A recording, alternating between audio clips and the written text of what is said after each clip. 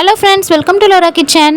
எல்லோரும் நல்லா இருக்கீங்களா? நாங்களும் நல்லா இருக்குங்க. இன்றைக்கி நம்ம வீட்டில் வெண்பூசணி சாம்பார், பாவக்காய் வதக்கியிருக்கங்க. எப்படி பண்ணன்னு பார்த்துடலாம் வாங்க, வீடியோக்குள்ளே போகலாம். சாம்பாருக்கு பருப்பு வேக போட்டுடலாங்க. ஒரு குக்கரில் 100 கிராம் அளவு பருப்பு போட்டிருக்கேங்க. அது கூட ஒரு தக்காளி, தேவையான அளவு மஞ்சள் தூள், தேவையான அளவு எண்ணெய் ஊற்றிருக்கேங்க. அது கூட 5 பல் பூண்டு சேர்த்திக்குவோம். இப்போ இந்த பருப்பை நம்ம வேக வச்சு எடுத்துக்கலாம். பருப்பு ஒரு பக்கம் வெந்துட்டுருக்கட்டுங்க. அதுக்குள்ளே நம்ம சாம்பாருக்கு தேவையான காயை வதக்கி எடுத்து வச்சுருவோம்.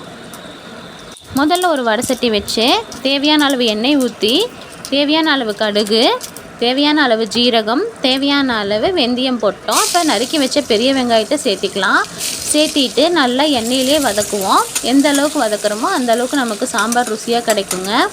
அதனால் நல்லா கண்ணாடி பதம் வர்ற வரைக்கும் வதக்கி விட்டுக்கலாம்.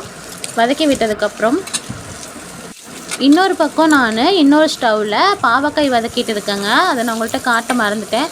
முதல்ல எண்ணெய் ஊற்றிட்டேங்க. எண்ணெய் ஊற்றிட்டு பொடி பொடியாக நறுக்கி வச்சுருக்க பாவக்காயை அதில் சேர்த்திட்டேங்க. எண்ணெயிலே பாவக்காய் கொஞ்சம் வதங்கினதுக்கப்புறம் நான் மஞ்சத்தூள் சேர்த்துக்கிட்டேங்க. மஞ்சத்தூள் சேர்த்து வதக்கிட்டு மிளகாய்த்தூள் சேர்த்துக்கிட்டேங்க. மிளகாய்த்தூளும் சேர்த்து நல்லா வதக்கிட்டு மூடி வச்சு சிம்மிலேயே நல்லா வேகிற அளவுக்கு விட்டுட்டேங்க.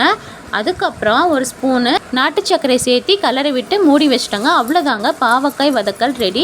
இந்த மாதிரி நீங்கள் பாவக்காயை வதக்கி கொடுக்கும்போது பாவக்காய் பிடிக்காதவங்க கூட சாப்பிடுவாங்க. அறுசுவை உணவில் இதில் 4 சுவை இருக்குங்க. உப்பு, காரம், இனிப்பு, கசப்பு, இந்த 4 சுவையும் இதில் இருக்குங்க. இப்போ பாருங்கள், வெங்காயம் வதங்கிடுச்சு. சாம்பாருக்கு காய் தாளிச்சிடலாம். இப்போ ஒரு தக்காளி நறுக்கி அதுவும் சேர்த்து நல்லா வதக்கிட்டு இருக்குங்க.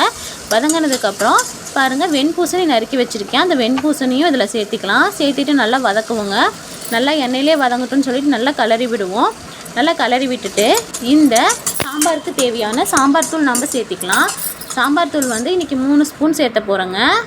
3 ஸ்பூன் சேர்த்திட்டு மறுபடியும் நல்லா கிளறி விட்டுருவோம். கிளறி விட்டுட்டு சிம்மில் வச்சிடலாங்க. காய் கூட இந்த சாம்பார் தூள் அப்படியே வதங்கட்டுங்க. வதங்கும் போது காயிலேயே உங்களுக்கு அந்த சாம்பார் தூளோட ஃப்ளேவர் இறங்கிடும்.